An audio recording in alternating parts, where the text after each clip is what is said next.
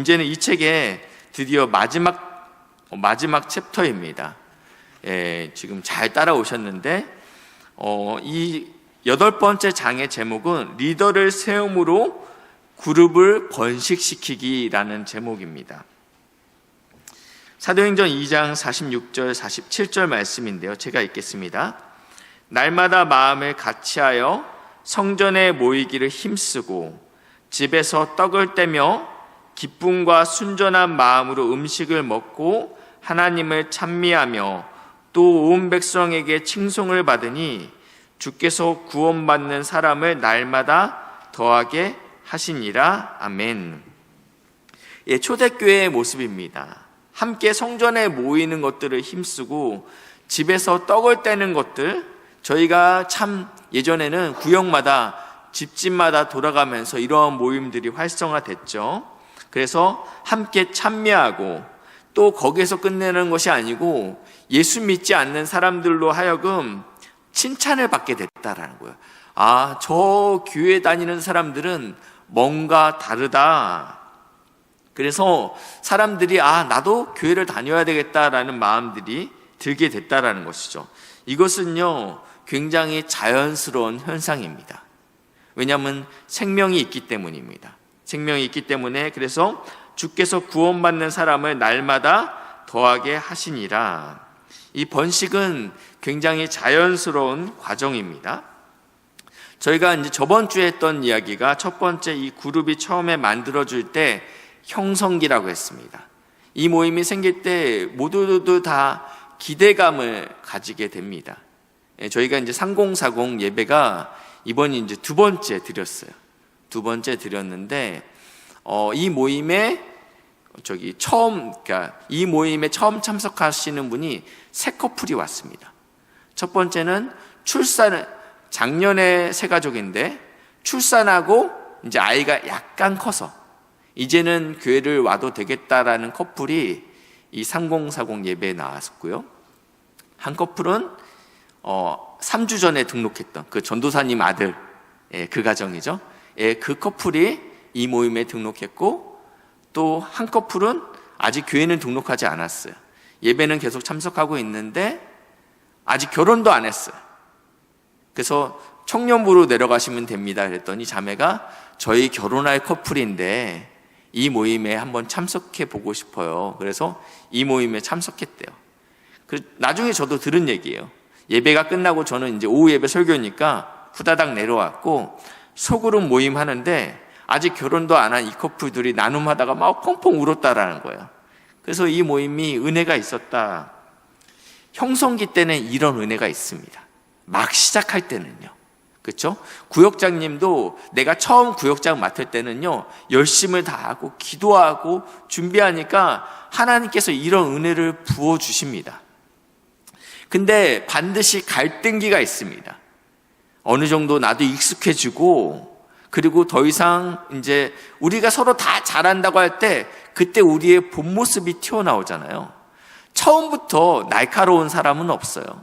시간이 지나니까 이제 내가 편하다고 생각하고 이제 좀 막대해도 된다고 생각하니까 이 안에서 갈등기가 일어납니다. 그리고 이 갈등기까지 거쳐나가고 되면 안정기에 일어나게 되는데, 제가 볼 때는 우리의 대부분의 구역들은 이미 갈등기를 지나서 안정기에 이르신 것 같아요. 보통 이 안정기를 지나면 성장을 하든지 아니면 점점점 줄어들게 됩니다. 그렇기 때문에 우리가 안정기에 이르렀을 때 이것을 성장으로 갈 것이냐 아니면 점점점 줄어들 것이냐, 우리가 이 상황에 놓여 있다라는 것입니다. 그렇기 때문에 우리는 반드시 여기서 새로운 리더십을 만들어야 된다라는 것입니다. 구역장님께서는 그래서 이 사역을 위해서 구역장님은 모든 멤버들, 모든 구역원들을 준비시켜야 된다라는 거예요. 무슨 말씀이냐면 모든 구역원들을 잠재적인 구역장으로 봐야 된다라는 것입니다. 우리에게 자녀가 5명이 있다고 생각하세요. 구역원이 5명이 있다고 생각하세요. 근데 보통 자녀가 5명 있으면 이런 부모는 없어요. 이 중에 한 놈만 결혼해서 후손을 낳으면 돼 라고 생각하는 부모는 없어요. 우리는 5손가락 모두가 결혼을 해서 가정을 꾸리길 원합니다. 그것이 부모의 마음입니다. 그렇기 때문에 구역자님은 내가 이 5명을 평생 함께 내 구역원으로 내 밑에 둬야 되겠다라고 생각하시면 안 된다라는 거예요. 모든 구역원들이 장성하게 자라서 한 사람의 구역장이 될 수 있게끔 그런 마음으로 기도하시면서 구역원들을 대하셔야 된다는 것입니다. 그러기 위해서는 반드시 성장을 해야 됩니다. 이 사람이 무엇을 잘하는지 알아야 된다는 거예요. 저희가 이제 3040 이제 토요일 날 성경 공부, 아침 성경 공부를 하는데 5명을 이제 놓고 하는데 죄송하지만 그 중에 소그룹을 인도할 수 있는 사람은 제가 볼 때는 2명 정도? 3명 정도예요. 이것은 또 은사가 있어야 되거든요. 그러니까 어떤 분들은 신앙이 없다라는 게 아닙니다. 이것은 소그룹을 인도할 수 있는 은사가 있는 사람이 있어요. 그렇기 때문에 다 구역장이 될 수도 없죠, 사실은요. 그렇지만 구역장이 될 만한 사람들이 처음에는 다 구역장이라고 될 수 있다라는 마음을 갖고 시작하지만 시간이 지나다 보면 이 사람은 구역장 하면 잘하겠다라는 사람이 툭툭 튀어나온다라는 거예요. 보이실 거예요. 아마 구역자님은 이 사람은 좀만 더 해주면 좋은 구역장이 될 수 있겠다라는 사람이 눈에 보인다라는 것입니다. 성장하는 사람에게 초점을 맞추셔야 됩니다. 저도 자녀를 2명 키우고 있지만 둘이 너무 다르잖아요. 그렇죠? 얘는 공부할 애가 아니구나. 이런 아이가 있을 수 있어요. 분명히요. 똑같은 뱃속에 낳지만 어떤 아이는 하나님께서 이 친구는 공부를 더 시켜놓으면 열심히 스스로 할 수 있는 스타일이 있고, 아니면 그냥 얘는 공부 말고 다른 걸 시켜야 되겠구나 라고 일찌감치 저희는 깨달을 수 있습니다. 그렇기 때문에 우리 구역원들을 볼 때 좋은 구역장이 될 수 있겠다, 이 사람을 잘 키워야 되겠다라는 사람들이 보이기 시작한다라는 것입니다. 그래서 간단한 사역부터 동참시켜야 됩니다. 구역장 될 수 있으니까 한번 처음부터 끝까지 다 인도해 봐요 라고 시키지 않고요, 간단한 사역의 현장에 함께 동행하고 무엇을 하고 있는지 설명해 줘야 된다 라고 말씀하고 있어요. 관찰하게 하고 부분적으로 참여시켜라. 담임 목사님께서 저를 그렇게 훈련시키시잖아요. 박 목사 다 해봐 라고 하지 않으세요. 박 목사 이거 한번 해봐. 그리고 다음에는 이거 시킬 거야 라고 말씀하세요. 그러면요, 저는요, 목사님이 다음에는 저거 시킨다고 했으니까 담임 목사님이 어떻게 하고 있는지 보게 돼요. 만약 나랑 아무 상관없는 사역이면요, 저도 그냥 가만히 있어요. 그런데 맞아, 내가 다음에는 내가 저거 해야 된다고 했지, 어떻게 하는지 지켜보게 된다라는 거예요. 그렇기 때문에 사역을 맡기실 때 하나씩, 집사님 이번에 이분 집사님 결석했으니까 결석자 신방 꼭 해주셔야 돼요. 언제 해야 돼요? 이런 얘기부터 시작해서 사역의 현장에 동행하시고, 그리고 설명해 주시고 이 사역을 왜 이렇게 하고 있는지, 그러면 이 구역원이 구역자님이 왜 저기서 저런 멘트를 하는지, 왜 저기서 저런 행동을 했는지 알 수 있다라는 것입니다.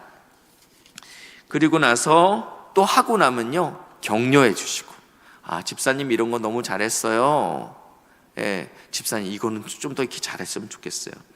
저도 그 남전도사님이 저번 주 금요일 날 찬양 인도를 하시더라고요. 근데 그분이 이렇게 막 목소리가 이다운 목사님처럼 막 좋거나 그러진 않으세요. 아주 얌전하시잖아요. 얌전하신데 금요 초를 찬양 인도를 잘 하시는 거예요. 잘 하셔갖고 제가 끝나고 나서 불렀어요. 전도사님 은혜 너무 많이 받았어요. 전도사님 이렇게 찬양인도에 은사가 있는 줄 나는 몰랐네.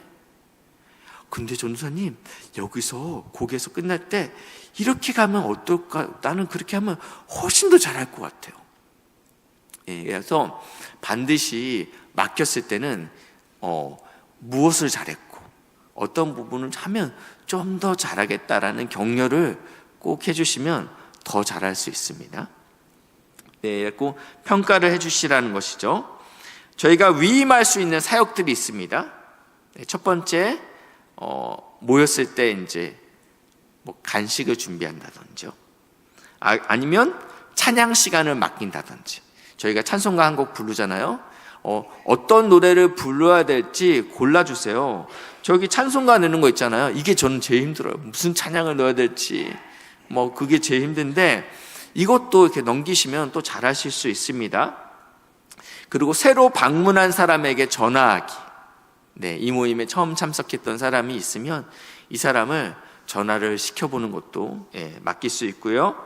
그리고 말씀드렸듯이 이제 어디 놀러 가는 것들, 이런 것들 조직하기.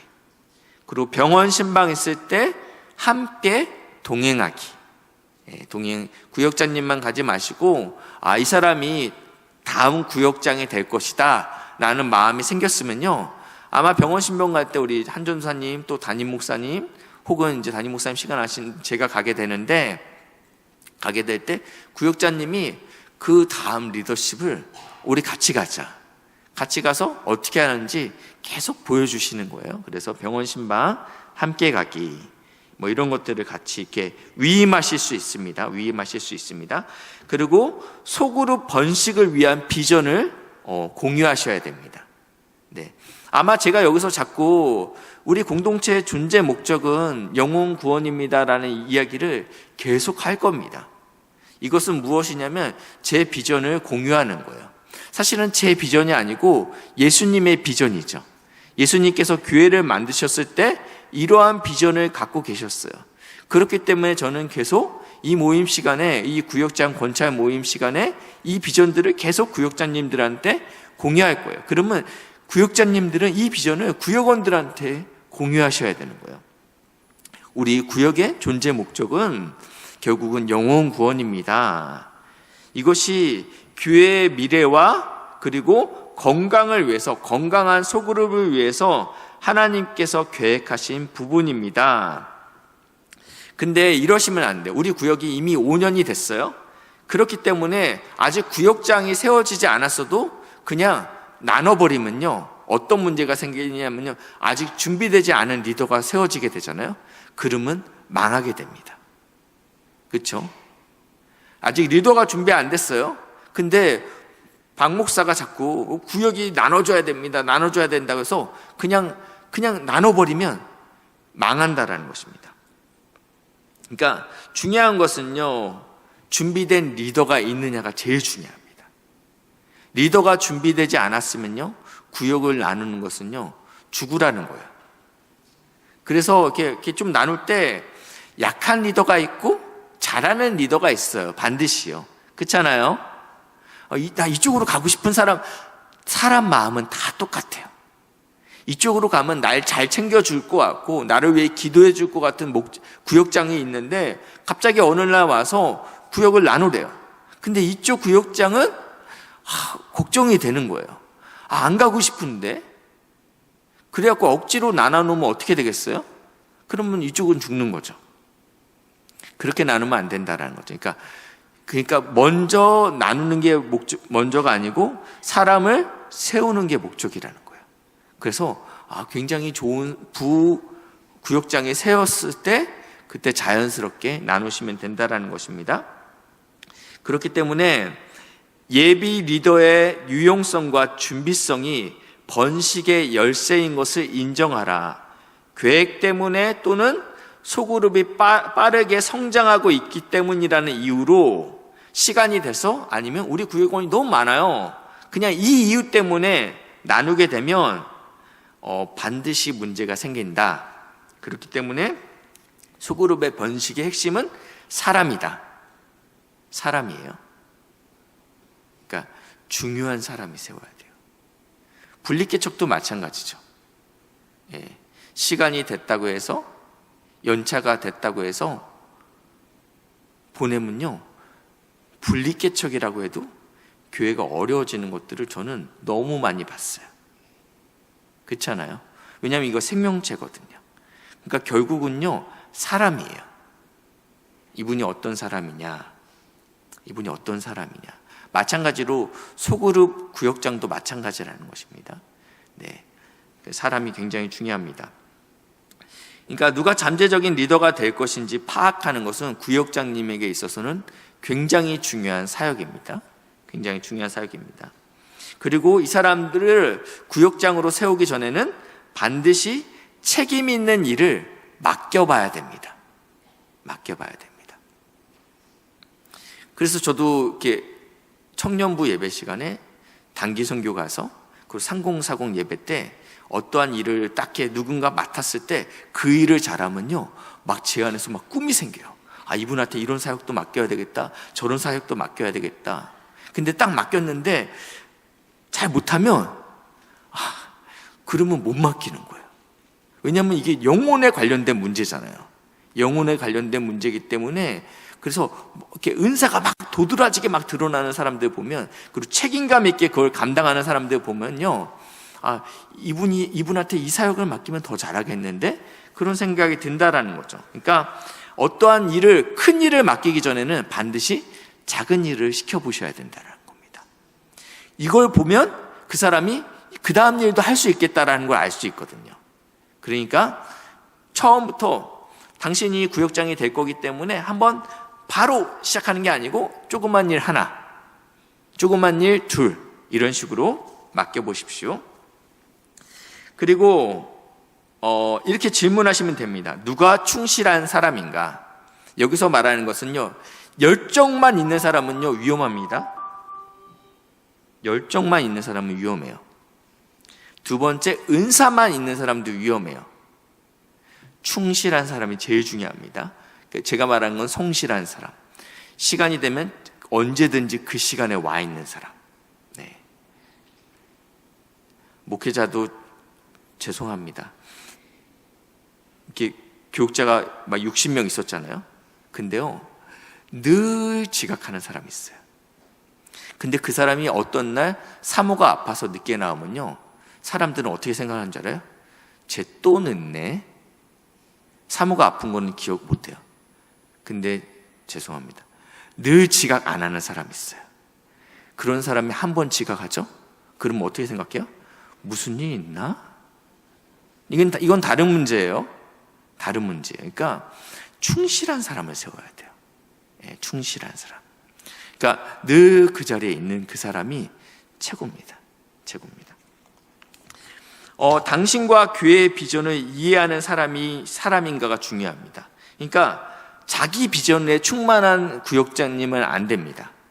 자기 비전. 그러니까 이렇게 계속 구역이 막 새 가족들이 와서 구역이 계속 생겨야 될 때는요, 이 과정들이 거쳐지지 않고요, 저기 전에 있던 교회에서 구역장 했다고 해서 구역장 세워놓으면요, 어떠한 일이 발생되냐면요, 구역 모임 때는요, 반드시 담임 목사님의 설교를 가지고 구역 모임을 진행해야 되잖아요. 진행해야 되는데 담임 목사님 설교 갖고 진행하지 않고 자기가 전에 교회에서 배웠던 성경 파노라마 강의를 하는 거예요. 그래서 제가 이렇게 전도사님이랑 구역 신방을 가면 그 구역은 이걸 가지고 나누는 게 아니고 자기네 교재를 만들어 놓고 구역장님을 막 강의를 하시는 거예요. 물론 그분은 실력이 있죠. 그리고 구역원들은 좋아한대요. 이것은 자기 비전입니다. 죄송하지만 이분은 구역장을 하시면 안 되는 사람이에요.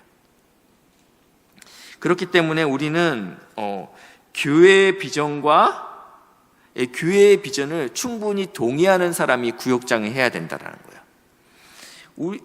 교회의 비전은 무엇이냐면 우리 구역을 통해서 영혼 구원이 일어난다. 이것이 우리의 비전이라는 것입니다. 그러니까 이 비전에 동의되는 리더십을 세우셔야 된다는 것입니다. 그리고 섬기기를 원하는 사람은 누구인가? 섬기기 원하는 사람. 네. 막 드러나는 걸 좋아하는 사람이 있습니다. 기질적으로요. 그런데 힘들고 어렵고 섬기는 일에 있어서는 굉장히 소극적인 사람이 있습니다. 그렇지만 구역자님은 섬기는 자리에 있는 것을 기쁨으로 감당할 수 있는 자, 묵묵하게 감당할 수 있는 자가 구역장이 되셔야 됩니다.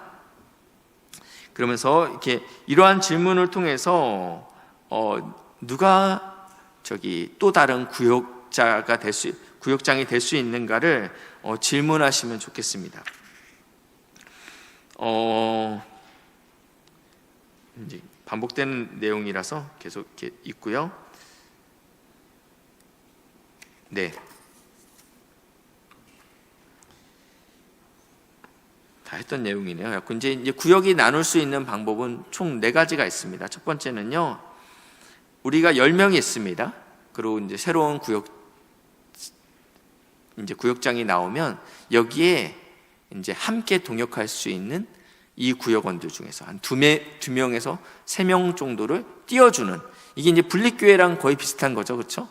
교회가 개척해 나갈 때 부목사와 그리고 이제 성도들 중에서 몇 명이 띄워져 나가는 형태가 이런 스타일로 할 수 있고요. 두 번째는 그냥 이 리더십만 내보냅니다. 리더십만. 그리고 기존 멤버들은 그대로 가겠죠. 그럼 이 리더십에 교회에서 새로운 새가족들이나 이런 사람들을 붙여줄 수 있는 방법도 있습니다. 그리고 세 번째는, 이건 좀 특별한 케이스인데, 기존 구역장이 자기가 나가는 거예요. 왜냐하면 어떻게 됐던 경험이 있잖아요. 잘할 수 있잖아요. 누구보다요. 그렇기 때문에 자기가 한 2명, 3명 정도만 됐고 새로운 구역을 개척해 나가는 케이스도 있습니다. 한국교회에서 또 그런 교회가 몇 군데가 있어요. 현재요. 그래서 새로운 담임 목사님 오시고 본인은 담임 목사님은 성도들 한 20-30명 됐고 또 이제 개척하러 나가시고, 그렇게 되는 케이스가 있고요. 네 번째는 이렇게 딱 나누는 케이스가 있습니다. 그래서 이것은 이제 방법은 다양할 수 있습니다. 방법은 다양할 수 있는데, 하나님께서 사람만 준비됐다면 그룹이 이런 식으로 번식되는 것들이 굉장히 중요한 것 같습니다. 제가 이제 수지에서 사역할 때는 저는 이게 이제 맞다라고 생각하지는 않는데, 이제 구역이 있습니다. 이제 구역이 이런 식으로 이제 번식을 하게 됩니다. 이런 식으로 왜냐하면 거기 불신 영혼들이 계속 전도되는, 일주일에 새가족이 30명 정도 오면 그 중에 불신자가 50%가 넘었어요. 그러니까 기존에 교회를 찾다가 등록하는 사람은 50%, 그리고 생자, 예수 모르는 사람, 이런 사람들이 등록하는 사람은 50%니까 대단한 교회입니다. 불신자가 이렇게 전도돼서 온다라는 것만 대단한데, 그러니까 늘 이렇게 새가족들이 등록해요. 등록하면 이제 교회가 이게 구역이 점점점 커지죠. 그러면 이 비전을 계속 구역장님이 구역원들한테 나눕니다. 당신은 구역장이 되실 사람입니다. 라는 비전들을 함께 계속 나누게 되면 이 안에서 이렇게 구역이 나눠지게 됩니다. 구역이 나눠집니다. 그러면 이제 제 이름으로 할게요. 박구 구역이었어요. 근데 이 구역에서 윤창로 구역이 새로 탄생했어요. 그러면 또 2개의 구역이 됐잖아요. 근데 여기서 또 구역이 또 윤창로구에서 또 하나 오다 4개가 되죠. 그러면 이 4개가 되면 이 구역장은 전체 이 구역을 또 이 4개 구역을 한꺼번에 묶어서 전체 구역장이 되는 거예요. 그러니까 약간 교구, 지역장 뭐 이런 개념으로 쓰여지죠. 그래서 이렇게 올라가더라고요. 구역이 담당할 수 없는 사역이 있습니다. 야유회라든지 아니면 선교라든지 개척교회를 우리가 한 개 섬겨야 되겠다. 부담되잖아요. 반찬 사역을 해야 되겠다. 부담되잖아요. 근데 이게 구역이 4개가 뭉치면 어렵지 않거든요. 이번 주는 우리 구역, 다다음 주는 저쪽 구역, 다다다음 주는 저쪽 구역, 이렇게 해서 전체 구역이 같이 할 수 있는 사역들을 감당하더라고요. 그렇기 때문에 이 구역이 떨어진다고 해서 영영 안 볼 거 아니잖아요. 그래서 분기에 한 번씩 전체 구역 모임 할 때, 그러면 사실은 이제 다 영적인 나의 자녀들이잖아요. 나의 자녀들이잖아요.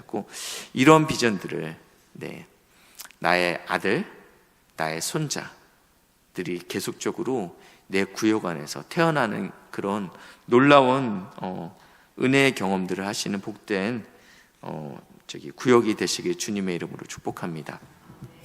이 책은 오늘로 이제 마치게 되고요. 12월 한 달간은 GBS를 중점으로 같이 진행하고 내년 1월 달부터는 5주간 특별한 강의가 준비를 하고 있습니다. 제가 아니고요. 제가 아니고 탁월한 강사께서 5주간의 강의를 1월 달 한 달간은 또 우리 구역장님, 권사님들의 기본을 다지는 아주 중요한 강의를 준비하고 있으니까 기대하셔도 좋을 것 같습니다. 이 시간에 우리 오늘 들으시면서 우리 구역에서 함께 적용할 수 있는 것은 무엇인가, 그리고 기도 제목 나누시고 기도하는 시간 갖도록 하겠습니다.